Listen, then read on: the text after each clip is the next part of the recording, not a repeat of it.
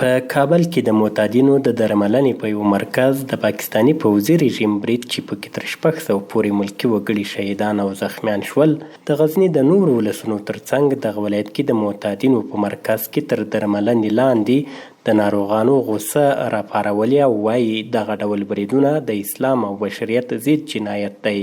که سلا برای من بده خودم شخصا تو کلگی ما با یک دست با یک اتفاق حاضر هستم که برم در جنگ با اما کفاری که میگم کفر هستن با چرا که یتیم و بیوه و بیچاره و مظلوم چیز مورد هدف قرار داده. اگر جرأت داره خود موشکی نزنه بیای روبرو بخواد ما جنگ کنه که مرد و نامرد معلوم باشه. دیشب شفاخانه کابل مرکز معتادین مورد حمله قرار دادن و بمبارد کردن. به او خاطر ما اینجا تجمع کردیم که اومدیم اعتراض کنیم، اعتراض خود صدای خود برسانیم بر رسانه ها که شاید دنیا هم ببینه، همه مردم ببینه که همیشه پاکستان بر مردم افغانستان ظلم کردن، همیشه ظلمش هم روان هستن.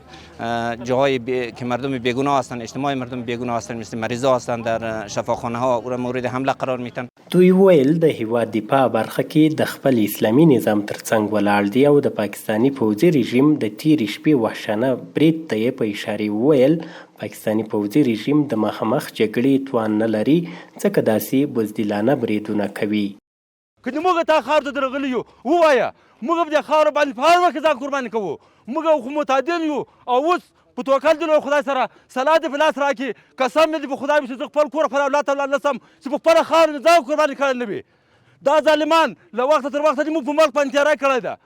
د بیګناه وګړي قتل عام، بیګناه وګړي په نښه کول، عامه ځایونه په نښه کول په اسلامي انساني او بین المللي حقوقو کې هیڅ توجیه نه لري، مردود ده، محکوم ده. پاکستان په نښه کوي دغه موارد.